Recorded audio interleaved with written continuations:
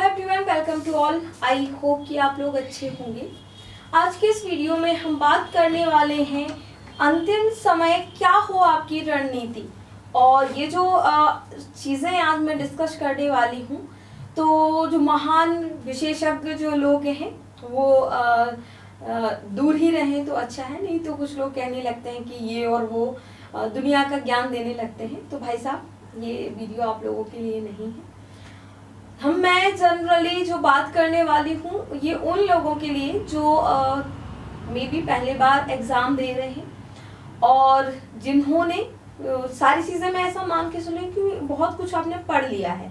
अब अंतिम समय में देखिए पूरा सिलेबस कवर नहीं हो सकता, मैं शुरुआत से पूरी बातें नहीं बताने वाली हूँ आपको। बस मैं बात करूँ कि अंत समय में क्या चीज़ें हैं जिस पर आप फोकस करके अपने मार्क्स को इंक्रीज कर सकते हैं। ओके, तो अंतिम समय की रणनीति के बारे में हम लोग बात करने वाले हैं। तो हम बात करेंगे कि अगर हम एक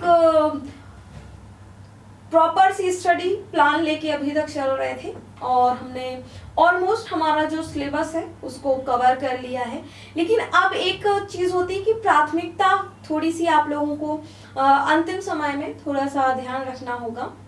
ये कुछ चीज़ों को आप प्रायोरिटी में रखें।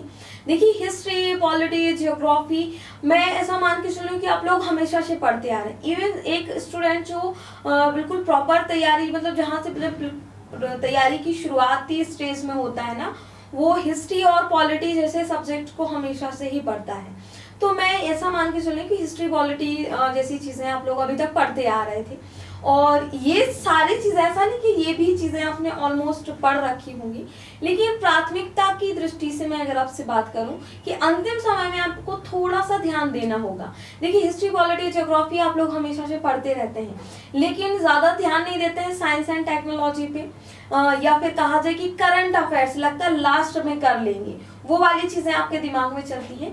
तो अब वो समय आ चुका है कि आप उन चीज़ों को प्राथमिकता में रखें जिसको आप लोगों ने पहले शायद प्राथमिकता नहीं दी है। तो सबसे पहले मैं बात कहूँ कि आयोग को बहुत अच्छे से तैयार कर लीजिएगा। 10 जो यूनिट 10 है आपका, जो यूनिट 10 है, यूनिट 10 में आपके पास आपको आयोग दिए गए हैं और इन आयोग को आप लोग, मैं कहूँगी कि एक दिन में कवर हो सकते हैं अगर आप पहले पढ़ चुके हैं, और नहीं भी है तो भी, क्योंकि अब इतना समय नहीं है कि मैं आपसे कहूँ कि भैया 3-4 दिन भी ले लो आयोग में, तो एक दिन में भी कवर हो सकते हैं अगर आपने पहले से थोड़ा बहुत भी इनको पढ़ रखा है। तो आयोग पर ध्यान दें, आयोग को अच्छे से पढ़ लें।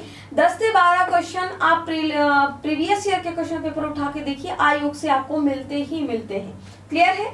आयोग के बाद आपको विशेषतः ध्यान देना है, वो ध्यान देना है आपको यूनिट 7 पर। यूनिट 7 की हम बात करें तो इसमें साइंस और एनवायरनमेंट और कुछ हेल्थ पॉलिसीज के जो टॉपिक हैं इसमें दिए गए हैं।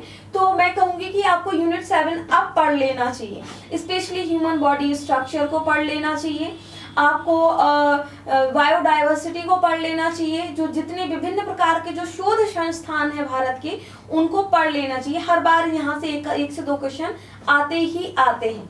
कितने आते हैं? 1 से 2 क्वेश्चन इससे आते ही आते हैं, और इससे हम मान के चलते हैं 10 से 12 क्वेश्चन आपसे आने ही आने हैं। फिर आपको ध्यान देना है यूनिट 9 पर। यूनिट 9 साइंस एंड टेक्नोलॉजी का जो पार्ट है, इससे भी आप देखिए रोबोट हमेशा पूछा जा रहा है आपसे, एआई के बारे में पूछा जा रहा है, हाल फिलहाल में कोई नई टेक्निक आई है उसके बारे में पूछा जा रहा है। तो इससे भी आप देखेंगे तो 8 से 10 क्वेश्चन आपको इस वाले यूनिट से मिलने ही मिलने हैं। क्लियर है? फिर आती है बात करंट अफेयर्स की। करंट अफेयर्स यूनिट 8 आपका करंट अफेयर्स है और इसमें आपको मध्य प्रदेश का, भारत का, प्लस वैश्विक स्तर की जितनी भी महत्वपूर्ण घटनाएं हैं उन सबको आपको पढ़ना है। साथ ही कुछ खेल संस्थाएं भी आपको यहाँ पर दी गई हैं, वो मध्य प्रदेश की हों, कुछ प्रतिस्पर्धाएं हों, कुछ पुरस्कार हों, इस तरीके की चीजें आपको यहाँ पर पढ़नी है। तो इन पर थोड़ा सा ज्यादा ध्यान दीजिएगा, ताकि आप जितना अभी तक आपने पढ़ा एकदम से आप इसको, और जितना भी मैं बता रही हूँ ना, हो सकता है आपकी कुछ और भी रणनीति हो, लेकिन ऑलमोस्ट एक जो सर्वव्यापी सा हम अगर समझ सकते हैं ना, तो इन चीजों पर अगर आप लास्ट मोमेंट पे ध्यान देते हो ना, तो आपके मार्क्स आप देखोगे कि अपने आप से ही इंक्रीज होंगे, क्योंकि पहले से जो चीजें आप पढ़ते आ रहे हो और अंत समय में आप जिन चीजों को पढ़ रहे हो, और वो भी ऐसी चीजें कि जिनसे क्वेश्चन आने ही आने हैं, तो जाहिर सी बात है कि आपके मार्क्स हमेशा बूस्ट ही करेंगे। क्लियर है? चलिए, तो ये कुछ बातें थी जो मुझे आप लोगों के साथ शेयर करनी थी। वीडियो कैसा लगा जरूर बताएं, और कोशिश करिएगा कि जल्दी से जल्दी सिलेबस को खत्म करके एक बार रिवाइज जरूर कर लें। ओके, तो आज के लिए बस इतना ही। मिलते हैं नेक्स्ट वीडियो में, तब तक के लिए bye bye and have a nice time.